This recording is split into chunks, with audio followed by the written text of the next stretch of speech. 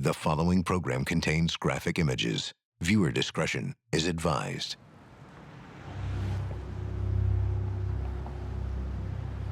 The week of February 19th, 1995. A scorching heat wave hits Los Angeles with a record high of 95 degrees. The Dow is also running hot, closing above 4,000 for the first time. Olympic diver Greg Louganis reveals he has AIDS. And President Bill Clinton honors the Marines who stormed the beaches of Iwo Jima on the Bloody Battle's 50th anniversary. But inside Judge Lance Ito's courtroom, a battle of a different sort. The families of Nicole Brown, Ron Goldman, and OJ Simpson are all seeking justice. Their definition of justice, very different. The People versus OJ Simpson continues. In week 5 of the OJ Simpson trial, one of the lead detectives takes the stand.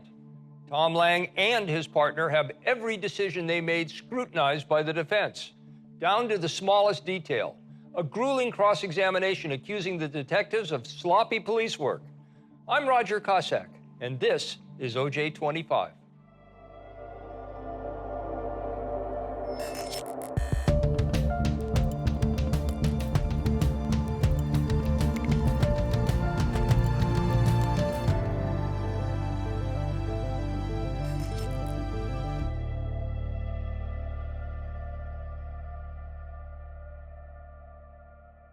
You seem to have two options. Either you offer an apology to the court, or we proceed to a contempt hearing. Those are your choices. Mr. Darden is simply responding to the events that have been occurring in this courtroom today and have been occurring throughout cross-examination. I myself have become overwhelmed by the fact that the jury has been given hearsay, has been given, and the record will stand by what I said, slop, in the form of counsel testifying before every witness. Didn't I just tell you I didn't want to hear that? I'm interested in a contempt proceeding. The tension between the lawyers, evident throughout the trial, explodes during a sidebar conversation. The mic is turned off, but Chris Darden so infuriates Judge Lance Ito that he stops the trial and sends the jury out of the courtroom. My recollection is that Johnny really could get under Chris's skin. I'm just telling Mr. Cochran I don't want to hear his mouth this afternoon. And so, because I'd like to ask a few questions if I might. You may. You could really say and do things that would cause Chris to react in ways that were predictable. Mr. Darden, let me give you a piece of advice. Take about 3 deep breaths, as I'm going to do. You want to take a recess now for a moment? I don't require a recess, Your Honor. All right. I'll hear your comment at this point. I've cited you. Do you have any response?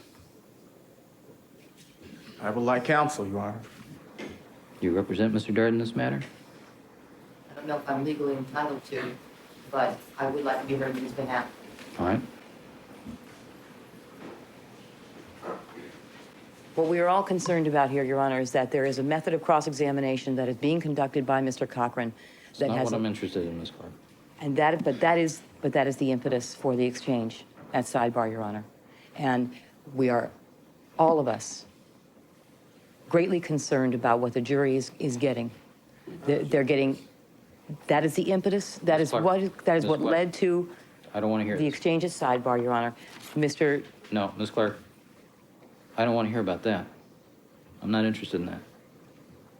I'm interested in the refusal to avoid, the refusal to obey the court's order, not to address that issue, not to speak to the court, as I was hearing from one counsel, not to interrupt the court. And the court gave 3 admonitions, and Mr. Darden chose to ignore those. Mr. Darden did not choose to ignore them. I think Mr. Darden was simply at that time overcome with what has been transpiring with Mr. Cochran's cross-examination. It was not a desire to flaunt the court's authority. He's a very sensitive man. He took this case very seriously, and to this day, he takes this case very personally. When I invite counsel to take 3 deep breaths and think very carefully about what they're going to say to the court next, that's an opportunity to get up and say, gee, I'm sorry, I lost my head there. I apologize to the court. I apologize to counsel. When you get that response, then we move on. If you want to fight some more with the court, you're welcome to do so. I'm going to take a recess. I'm going to give you and Mr. Darden an opportunity to think about this carefully, with about 10 deep breaths, perhaps. Every lawyer knows that in a courtroom, you're not going to win every battle.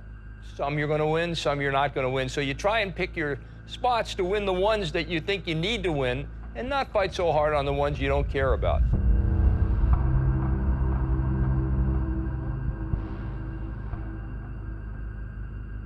You do solemnly swear that the testimony you may give in the cause not pending before this court will be the truth, the whole truth, and nothing but the truth to help you God? I do.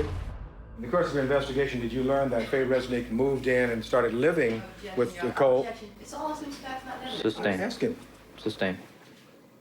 Did you find out at some point in the course of your investigation that Faye Resnick moved in with Nicole Brown Simpson on or about June 3rd, 1994? You found out. Overruled. Same objection. You're saying no foundation? Overruled. Nicole Brown and Faye Resnick meet in 1990.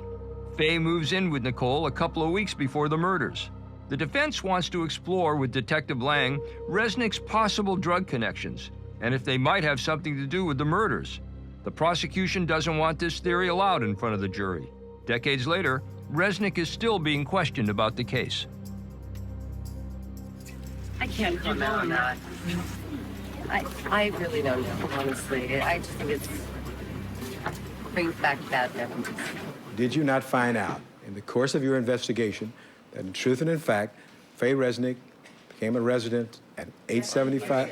Let me see counsel side by side. So during the trial, we have no idea what is happening during the sidebar. But now we've got the transcript, so we know exactly what they're saying, and it's absolutely amazing. You're talking about Johnny Cochran at sidebar accusing prosecutors of not knowing how to try a case. Well, Chris Darden gets really angry, feeling the pressure of the moment, taking it very personally, and says to the judge, what, Johnny Cochran's the only one in this courtroom who knows how to try a case? And then the judge gets angry, not with Cochran, but with Christopher Darden, threatens him with contempt twice, and then gives him one more chance, and Darden goes back to the judge. This cross-examination is out of order. You wish to pursue this? We are only asking for the opportunity at this time to confer with counsel. It's a very simple way to terminate this, Ms. Clark. I'm aware of that. I think I've offered it to you twice already now. I don't know that I have to do it a third time. But I'm prepared to go forward if you wish to choose, if you choose otherwise. This is very simple. And perhaps as Mr. Darden had the opportunity to review the transcript that I have before me, he'd see the wisdom of that.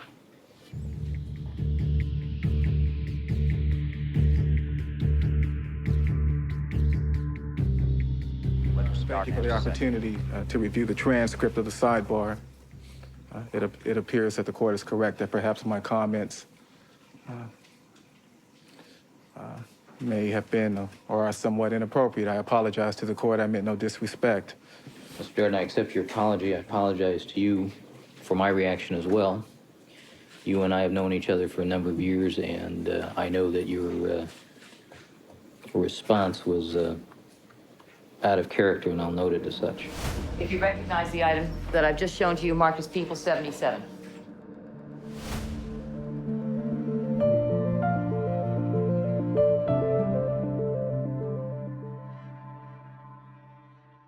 The following program contains graphic images. Viewer discretion is advised.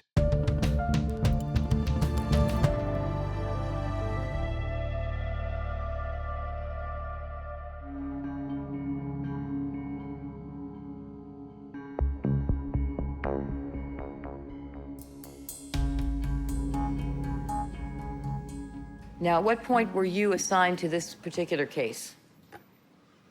I was notified at home at 3 a.m., approximately 3 a.m. on June 13th. So I responded. I get up, shower, hit the road. And at what time did you arrive at 875 South Bundy? At approximately 4:25 a.m. And what was the first thing that you did when you got there? Well, after approaching Detective Van Adder, I was introduced to Detective Phillips and Detective Furman. I was satisfied in my mind that the crime scene was indeed secured by what I saw, yes. We went through the house, observed things in the house. This is just a preliminary walkthrough to tell us kind of what we have. What did Detective Phillips say to you, sir? Detective Phillips stated to me that there were bloody shoe prints on the walkway, along with blood droplets, to be very careful where I stepped. We took this little pathway through the rear, through the garage. Various things were pointed out, like the melting ice cream in the back, Nicole's vehicle in the back. There was some blood in the back alleyway. I proceeded with Detective Phillips. Along the way, I observed blood droplets on the driveway to the left of or the south of those shoe prints. So we're looking for our suspect with an injury to the left side of their body. I'm not being rude here, but this is the finger that Simpson had cut. When you got to the rear gate, did Detective Phillips point anything out to you? Yes. And what was that? Pointed out what appeared to be a blood transfer or smear on the upper rung of the gate, and what appeared to be 2 droplets of blood on the lower inside rung of the rear gate. Now, in the area of the front door, did you see any bloody shoe prints in that area? Yes. Okay, were they angled in towards the front door? No, at the front door, they appeared to be going directly westerly. Past the front door? Correct. At some point, did they angle in towards the condominium? Just prior or east of the front door on the walkway, they did appear to do some type of a turnaround. And what were you able to see? I observed a white envelope in the dirt between the 2 victims. Can you tell us, is that the body of Ron Goldman, sir? Yes, that photograph is looking downward and towards the north by northwest. I observed what appeared to be possible defense wounds. The left leg appeared to have been cut. There's quite a bit of blood coming down the left trouser leg. There was scrape marks and blood running across the face. It's a little cold to say, but at a crime scene, the victims are actually now their evidence. I observed the victim to be lying on her left side, appeared to be in what I would term a semi-fetal position. You don't approach the bodies and like they do on television and stick your hands in their pockets and turn them over and touch them and do this, and you don't even get near the bodies. The coroner is in charge of the bodies or anything on the bodies or in the bodies. I observed what appeared to be a dark brown or black leather-appearing glove and appeared to be a blue knit cap in the dirt area near the feet of victim Goldman. Detective Lang, I'm showing you now. I'm removing it from the brown bag, showing it to you now. Without touching it, sir, can you tell us if you recognize the item that I've just shown to you marked as People 77? It appears to be the glove that I observed at the foot of Mr. Goldman. Sir, do you recognize what's shown to you there? Yes, that also appears to be the blue knit stocking cap I observed near the glove. Good afternoon, Detective Lang. Yeah,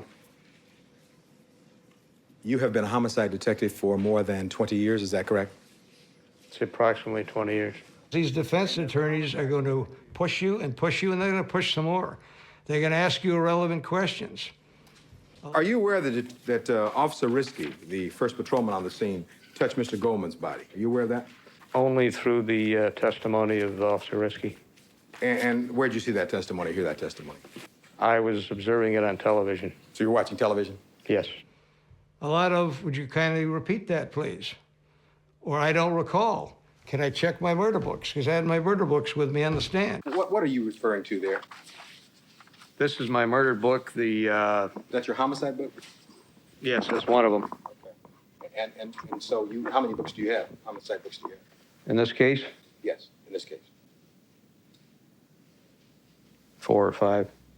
And you're taught to, and it's a good practice every now and then, acknowledge the jury respectfully. You maybe nod to them, or look towards them. You don't scowl at them, you look towards them. Recognize that they're there. It's common sense, it's courtesy. Every time I did that, they were staring at me, not staring, they were glaring at me. And they hated me. I was the LAPD. I'm going to beat Rodney King. I'm a racist. I'm an evidence planner. I did this. That's the looks I got.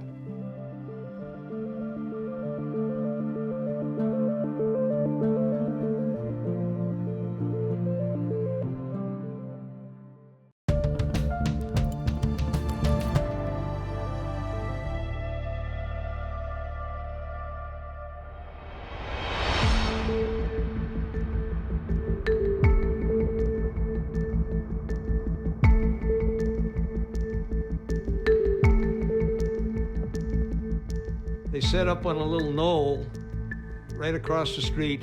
Perfect angles for the camera. They're like, the knoll was probably, I don't know, 10, 12 feet up. I looked over at one point, there had to be 20 different cameras set up along the knoll, just shooting right in on our crime scene, which we didn't want.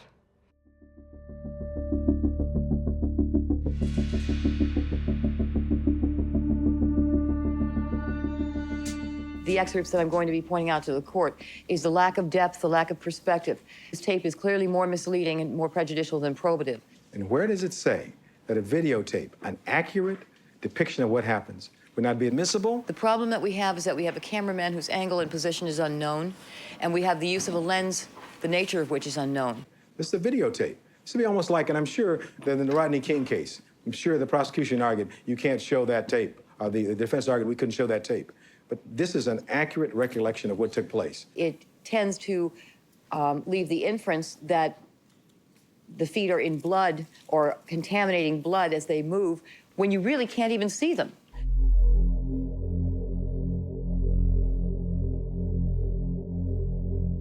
I now want to, Your Honor, with Your Honor's permission, mark as defendant's next in order a videotape, and I want to ask the officer some questions regarding that videotape. Did you ever use more than one pair of gloves that day, if you recall? I may have. I had gloves on for a while, had them off for a while, had them on. I may have. If I'd taken those off, I couldn't have put them back on, so I'd have put a different pair on. You have that written down anywhere? Is that in your notes? I took my gloves off? Yes, that you changed gloves at the scene. No. When you have the amount of evidence that we had in the Simpson case or any other case, you are, in your defense attorney, if you don't go after the cops, you're a damn fool. You put the cops on trial. That's what you do. If you don't do that, you're not a very good attorney. I've had a lot of high-profile cases, and the cops are always attacked for silly little things. This is Detective Phillips in the right of the photo with his back to us. Who is that man on the landing without a coat? I'm having a hard time seeing it from here. It's me. Okay. Does that look like you? Yes. All right. All right. And you're bending down. Are you taking some kind of measurements at that point? Yes. They're standing there at that point above you. Is that correct? Yes. All right. And you're about to step into the area where Mr. Goldman's body was found? That's correct. Now, you had no coverings on your shoes at that point, did you? That's correct. You stepped. Now, who is that coming through there now with no glove? Who is that? Mr. Fung. And is he one of the criminals? Yes.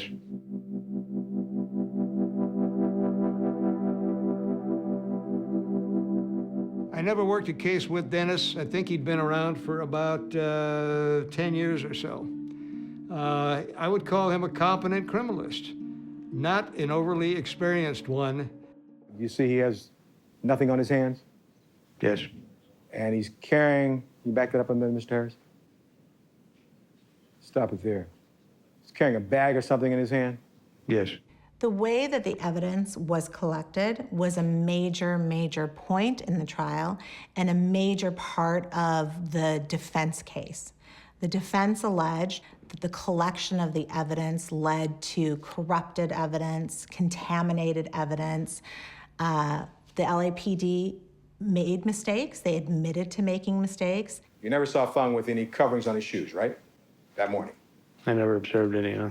Do you recall whether or not he was wearing gloves at any time that morning? I don't know whether he's wearing gloves or not. Investigators definitely dropped the ball in the way they collected the evidence. You had a couple of criminalists who didn't have a lot of experience. They could have done a couple of things differently. They didn't do. Did it mean anything as far as the evidence went? No. Let me ask you this. You said in your testimony you saw some blood spots on the rear gate there at Bundy on June 13th, 1994. Is that correct? Yes, Those spots have been pointed out to you by Detective Phillips? that's correct. You in turn pointed them out to Mr. Fung? That's correct. Did you direct Mr. Fung to collect those particular blood spots?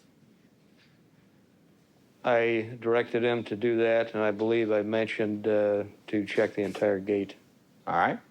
And you expected that to be done, isn't that correct? Yes. There was a blood drop on the back gate leading away from the crime scene that wasn't collected until a few weeks later, till July 3rd. And this was a blood drop that was later DNA evidence said that it was O.J. Simpson's blood. It was not done on June 13th, was it? No. In fact, it wasn't done on June 14th, was it? That's correct. And neither the 15th. That's correct. In fact, it was not done until July 3rd, some 3 weeks later, is that right? That's correct.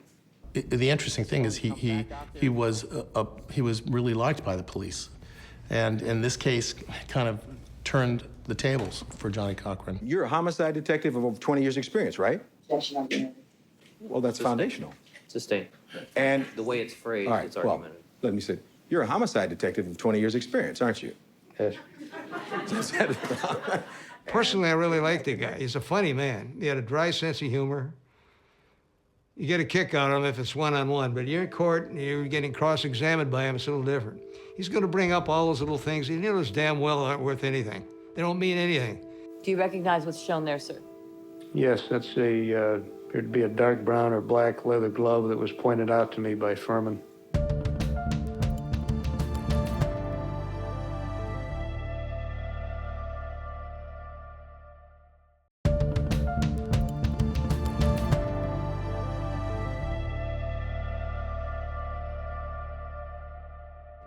As week 5 of the People versus O.J. Simpson unfolds, the prosecution finds itself on the defensive. Johnny Cochran accuses Detective Tom Lang of failing to consider any suspects other than O.J. Simpson, again citing contamination of the crime scene and sloppy police work. So Commander Bushy had ordered that a personal notification be made to Defendant Simpson, and you discussed that with Detective Van Adder? That was part of the discussion, yes. Tom was the kind of guy that he just marched forward and he just did what needed to do. Instead of just arguing about it, he just went and just did it. What was the other part of the discussion?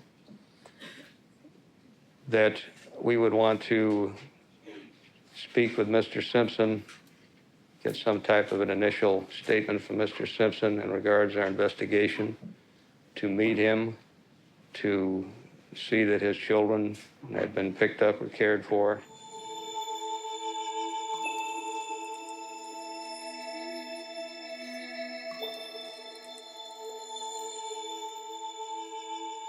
And to probably leave Furman and Phillips with Mr. Simpson and return to the crime scene to do the investigation.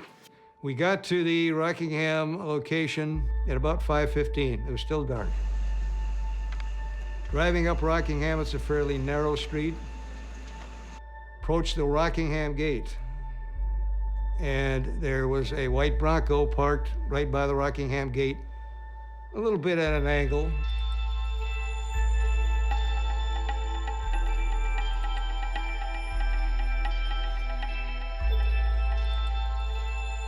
I observed him looking at the white Bronco. And what did Detective Furman tell you? Detective Furman stated that he believed there was blood on the door of the Bronco. So I'm looking, and as I'm looking on the door, I see some little specks, some streaks of red that looks like blood. Phillips attempted to phone the residence with his cellular phone. I could hear the phone ringing from the street. We could raise no one at the location. We just left the bloody crime scene. 2 people viciously attacked, numerous stab wounds, one nearly decapitated. Is there somebody in that house bleeding? Is O.J. Simpson in that house bleeding? You get paid to make decisions sometimes, okay? So we decided to go in. What happened next? Furman was standing closest to the left side of the gate. He said, I can go over the wall. I said, okay, go. He at this time went over the wall, stepped to his right, and manually pulled the hydraulic gate open. We got to get into the house and make sure that everybody is okay.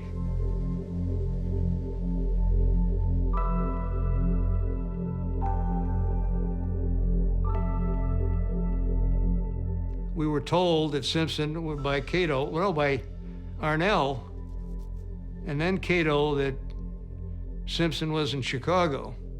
We didn't know those details when he left. Although Arnell said, and Cato said, well, he left last night. It was about this time that Detective Furman approached me. He asked me to accompany him outside into the rear of the bungalow. So where did Detective Furman take you on that south side path?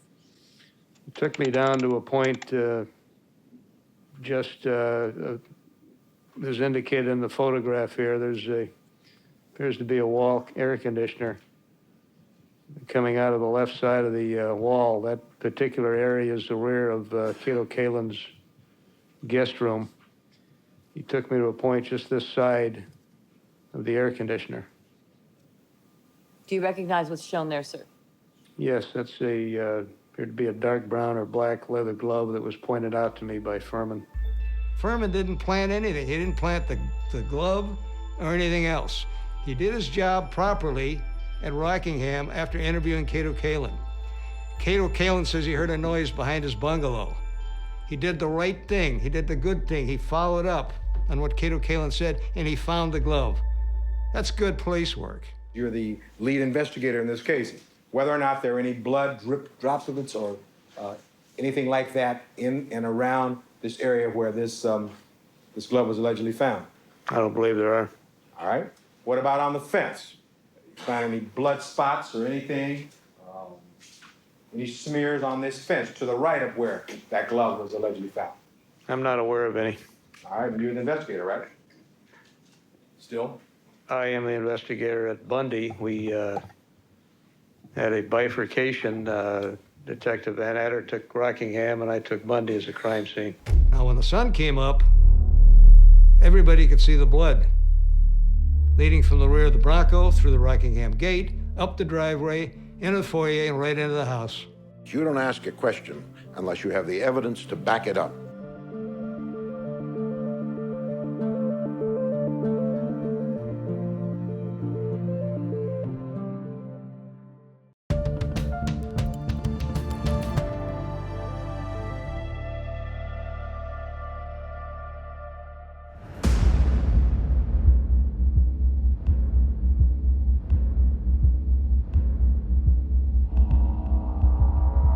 The whole case was predicated on this, that I planted evidence because I was racist. We are asking that the people be allowed an opportunity to respond, to be heard before whoever is going to be cross-examining Detective Furman comes out with racially blasphemous types of allegations. The center of the defense case was this argument that O.J. Simpson was framed by Mark Furman, by Phil Van Adder, that there was a cover-up, and that was spurred by racism on the part of these police officers. He certainly wasn't a figure who was, let's say, had street cred in the black community. I mean, he was seen as someone who had more or less kind of assimilated and sort of moved beyond his so-called blackness. That wasn't his thing. He wanted to be OJ, which was, beyond race. And for most African Americans who feel the weight of their status of being black, that's not a noble position to take. When I think about race relations and everything, especially with O.J. Simpson, I think the race card was played majorly. If you believe that Mark Furman is a racist, that would give him the motive for setting up O.J. Simpson. And this is not a unique case, nor is this detective the first one that may be in a position to be accused of that. However, and to cut to the quick of this matter, short of giving the prosecution an opportunity to interrupt the cross-examination or preview what it can then warn its witness about. And he won't be surprised as long as the information used is truthful, because he will have been privy to it. Whether counsel knows about it or not is another question. An allegation of racism is one of the most abhorrent things that anyone can say about someone. And it will cause these jurors to remember that and will cloud their perception of this witness.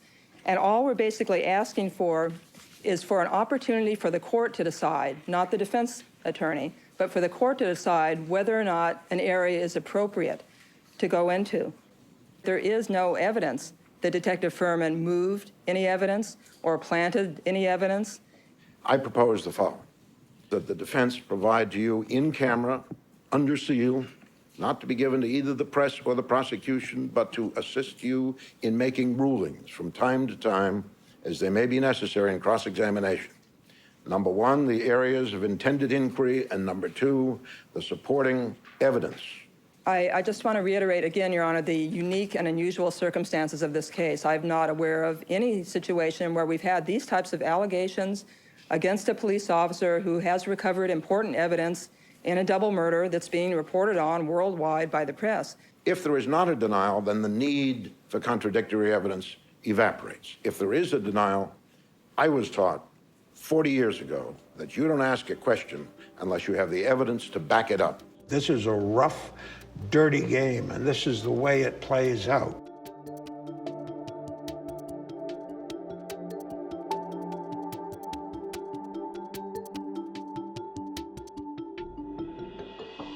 In this case, they were going to play race in the media to affect a trial on TV, to influence a judge, to intimidate people, and that's exactly what happened.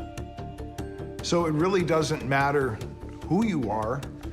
If the case doesn't involve race, then a judge needs to actually keep the trial on the straight and narrow and say, this may be the worst person that ever walked on the face of the earth, which I think that was close to what Marcia Clark said.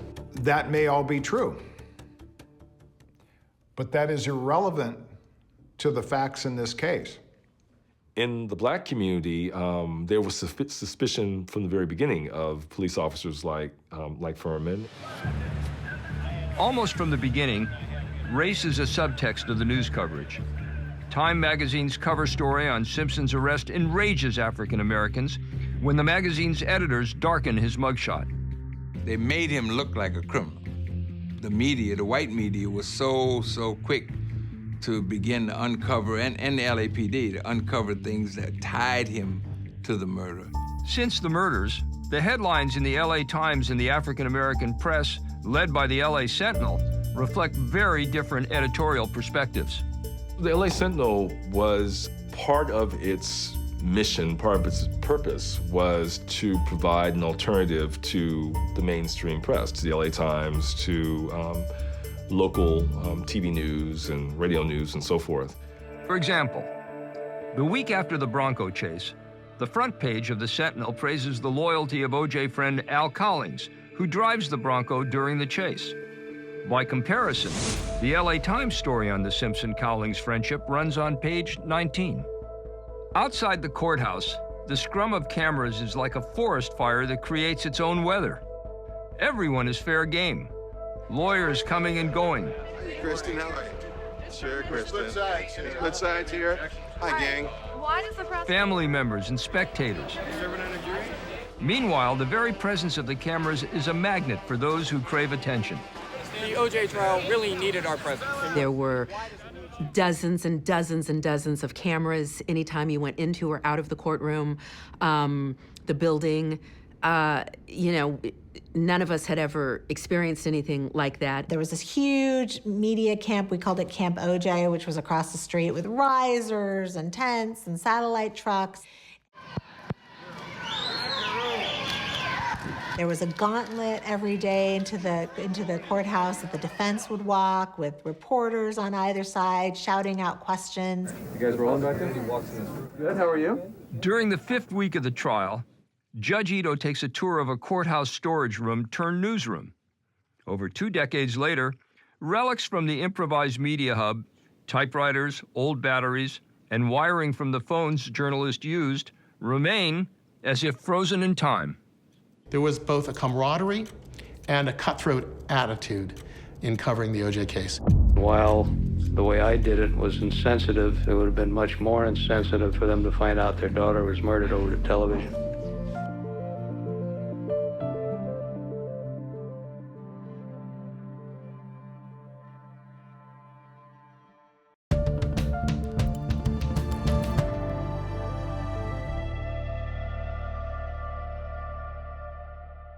At the point that Detective Phillips made the phone call to Chicago, what did you do? I more or less walked with Arnell, attempted to escort her away from the phone out towards the sunroom in the front of the house.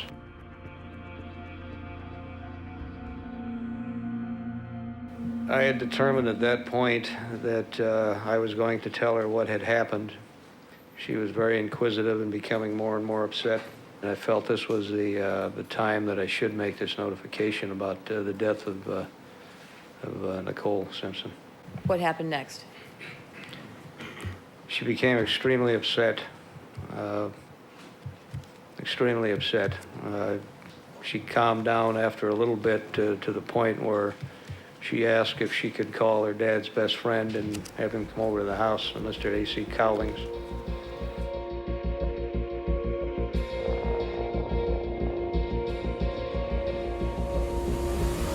What is the policy for LAPD with respect to the preferred method of notification of next of kin when a homicide has occurred or a death has occurred? For the investigating detective to notify in person. But you didn't do that with the Browns? No, I didn't. I felt that in the very near future there would be immense media attention, and that once the information were to get out that Nicole Brown Simpson was a victim of a murder, that they could find out through the media what had happened. And while the way I did it was insensitive, it would have been much more insensitive for them to find out their daughter was murdered over the television. The worst thing, the hardest thing I've ever done is make death notifications. I had to do it in this case, unfortunately, over the phone. That's a horrible thing to do. It was 6:15 in the morning on June 13th when we got a call. And I was in the kitchen, and for some reason I was awake, and I heard my mom scream. You can watch every horror movie that you saw with every scream encompassed into one human person, into one embody. And I was like, whoa, what just happened? This is a call early in the morning out of nowhere. I'm calling a family. If I don't call them, the media is. The media is all over this by this time.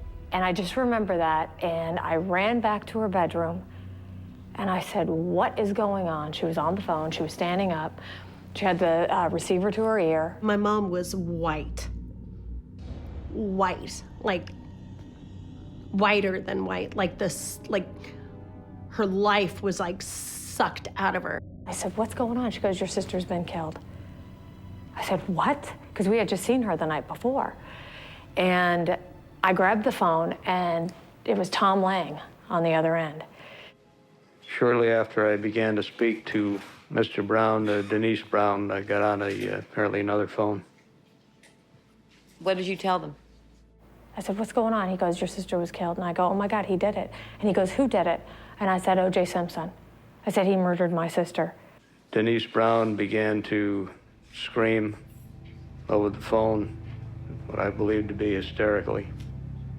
Now, I got initially Lou on the phone and Juditha, but unbeknownst to me, her sister had picked up another phone and was overheard what I said, and she started screaming. I knew it, that OJ, he killed her. I know he did. She's out of her mind screaming. It's OJ, he did it. I know he did it.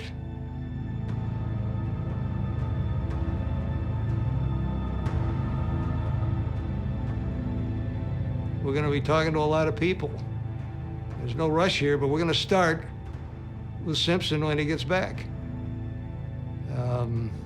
But when she started screaming like that, we're going to obviously take a hard look at this guy. Why would she say that? Why would you immediately go right to that?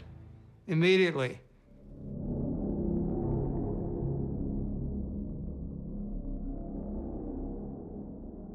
When Mr. Goldman's body had been removed from the position that I first observed it, his pockets were checked and the California driver's license was found in one of his pockets. I was working that day and I heard about Nicole's murder, and as it was stated on the news, Nicole and a friend were murdered.